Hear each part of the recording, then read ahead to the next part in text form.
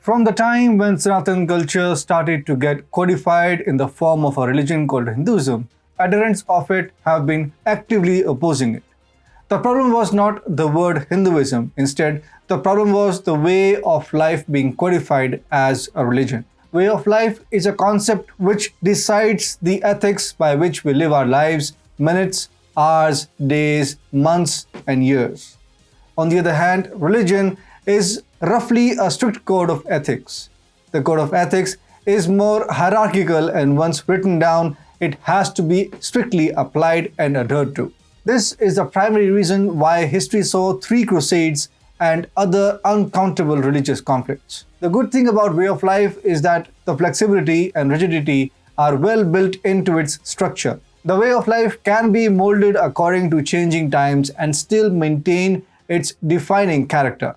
Coincidentally, this is the same characteristic for which the Indian Constitution is famous all across the globe. Former Chief Justice Sam Piroj Bharucha seems to have identified this causation link, which prompted him to declare Hinduism as way of life. Namaste and welcome to TFI English, the national socio-political analysis arm of the TFI Media Group.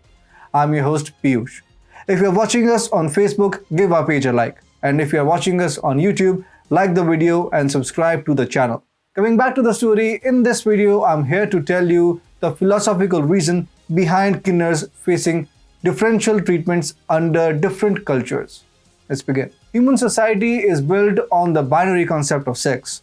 Males and females coexist and cooperate to take civilization forward. But these are not the only divisions present in nature. People like Kinnars are not born with these characteristics. They are a bit diverse from the norms of society. It is how they are treated by the particular culture which defines how long that culture will survive. The poor treatment means that the moral code legitimizing it is not sustainable in the long run, and vice versa.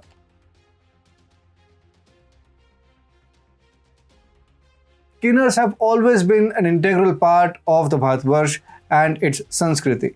The roots of their integration into our society can be found in their endorsement by Devo ke Dev Mahadev. Usually, Mahadev is considered the epitome of Purush Tattva. In binary division, it would mean that he would not have an iota of Prakritic elements in him. But Shiv Puran clearly elaborates that he possesses elements of both Purush and Prakriti within him. Prakriti is translated as feminine in the English language.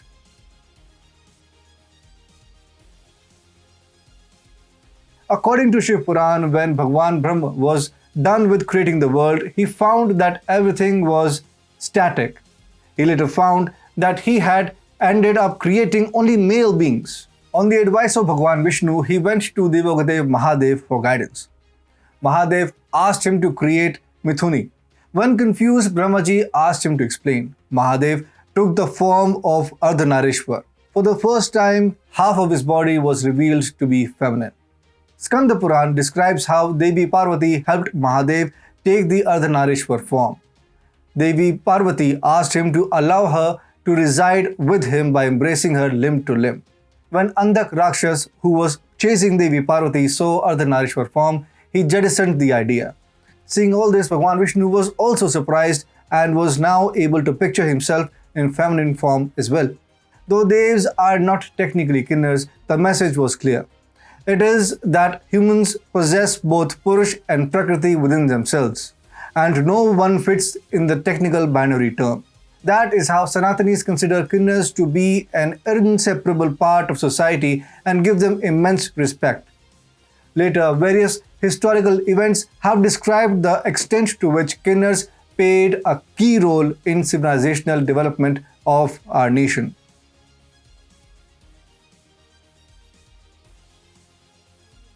In Ramayana, when Bhagwan Ram was ordered by Raja Dashrath to stay in the forest for 14 years, people started to rally behind him. The Kinnar community was also one of them. Bhagwan Ram ordered every Nar, Nari and child to return, but Kinnars stayed their place. When Bhagwan Ram returned after 14 years, he saw that Kinnars had not conceded their ground. They were standing exactly at the same place where Maryada Purushottam had left them. Bhagwan Ram got quite impressed and gave them the Vardhan to always stay happy and prosper more. That is how the blessings of Kinnars became so powerful. Even to this day, when a child is born, Kinnars visit their doorsteps and families seek their blessings for the child. Elders explicitly tell us not to offend them. Kinnars are rarely known for cursing, but when they curse, things, let's just say, do not turn out well for the person who offends them.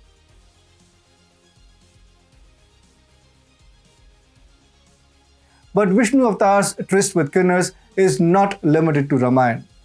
Bhagwan Krishna, an avatar of Bhagwan Vishnu, had once taken the form of Mohini to provide relief to IRAVAN. He was the son of Arjun and Ullupi. IRAVAN agreed to sacrifice himself during the war to please Ma Kali. But he did not want to die unmarried since it would involve burying rather than cremation. But no king was ready to marry his daughter to IRAVAN, fearing that his daughter would remain a widow. Resultantly, Sri Krishna took Mohini avatar to marry him. This is the reason why Kinnars in South India marry IRAVAN once a year.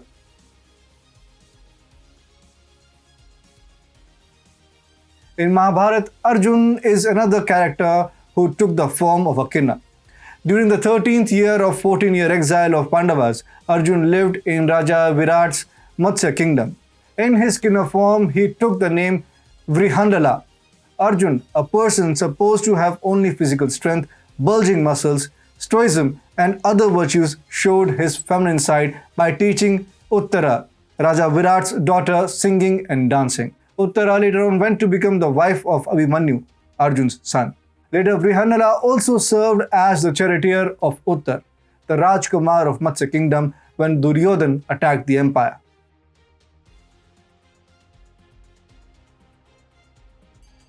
Shikhandi is another one of those Kinnars whose role is part of folklore in Indian Shastras. In the previous incarnation, Shikhandi was born as a girl named Amba. Amba had two sisters named Ambika and Ambalika. Bhishma Pitama wanted the three sisters to marry his brothers Vichitravirya and Chitrangal. Bhishma ensured that Amba returned safely to Shalva.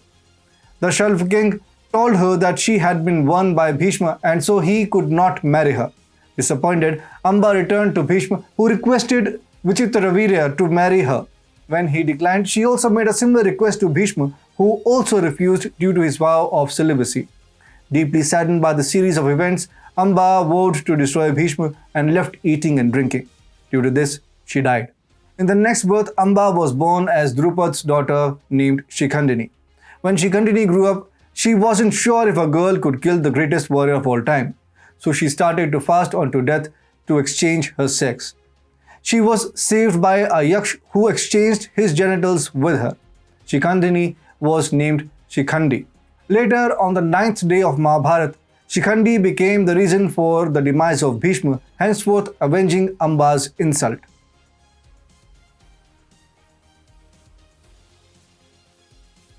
The tradition of giving deserved respect to Kinnars continued till Abrahamic waves hit our shores. Islamist invaders just could not comprehend what was going on in Bharatvarsh. When you do not understand something, you either mock it or change it. Islamists did both. They started to treat Kinnars as slaves, the roles of whom were mainly confined to serving the needs of the various dynasties. Here it is pertinent to note the important distinction between a Kinnar and a eunuch. While a Kinnar is a natural-born person, a eunuch is a man who converts into a Kinnar. In most cases during the Islamist rule, captured men and boys were forcefully castrated by invaders and turned into eunuchs. Malik Kafur, a eunuch, is the most prominent eunuch faces of the Islamists in India. Malik was born a Hindu and was a prominent slave general of the Delhi Sultanate under Alauddin Khilji.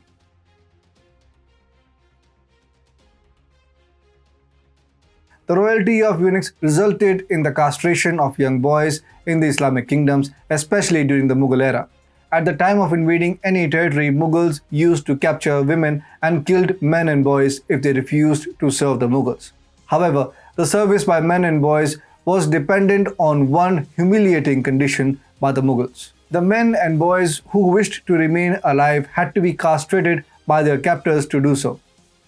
Mughals castrated them because it would become easier to exploit them for their servitude. Moreover, these eunuchs were used by rulers to guard their harems. simply because they were castrated, which meant that they no longer had any ability to engage in sexual activity with women, which would render them effective and safe bodyguards for rulers who wanted to keep their women fresh for them.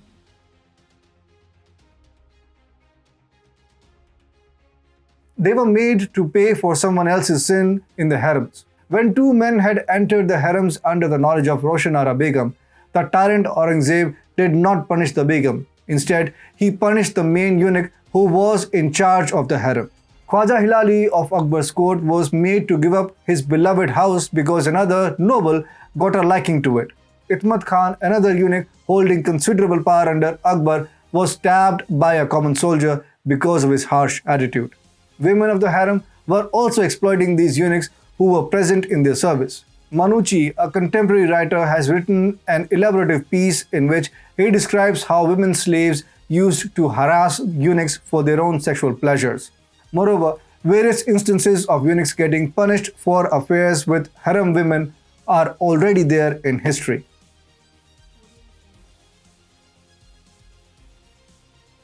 When Mughal Raj ended, the British started to run the gun.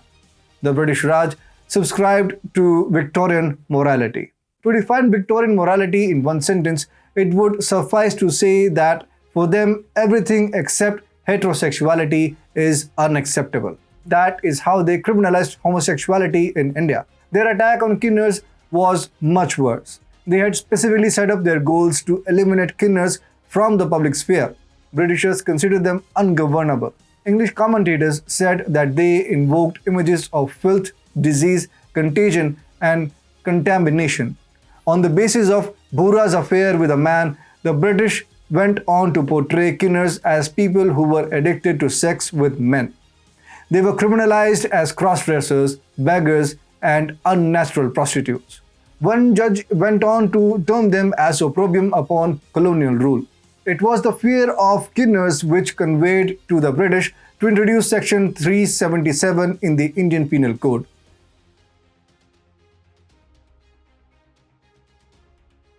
In 1865, British rulers of northwestern provinces explicitly declared that they wanted to make Kinnars extinct. Britishers launched an anti-eunuch campaign with the goal of extirpating or exterminating Kinnars. The declaration was formalized into law when Criminal Tribes Act of 1871 came into force. Kinnars were declared born criminals under the act. They were subjected to heavy policing. Each and every part of their daily lives was subjected to extreme scrutiny to the last detail by British officials. Kinnars had to compulsorily register themselves to the government registers. After registration, they were prohibited from wearing female clothes and performing in public. The final frontier in their attempt to eliminate Kinnars was snatching every child from Kinnars' homes and interfering with the disciple succession patterns.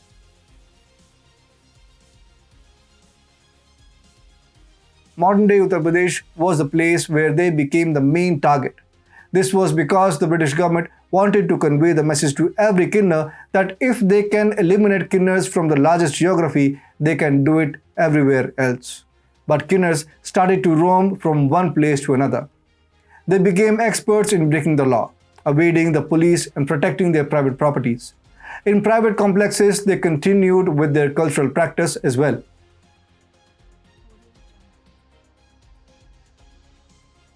Which is the reason why they are still a force to be reckoned with in independent India as well. 75 years have passed since we got freedom from foreign rule. Shades of colonialism are now disappearing from our daily lives. Supreme Court took a commendable step by decriminalizing homosexuality as well. Governments across the country are also making specific provisions for them. However, it is a long way to go before fears around Kinnars' integration into society is removed from their as well as common people's psyche. In the end, it pains us to see LGBT folks painting Hinduism as their enemy. No culture has given more respect to them in history than Sanatan Dharma. It is time they should recognize their actual enemies and friends.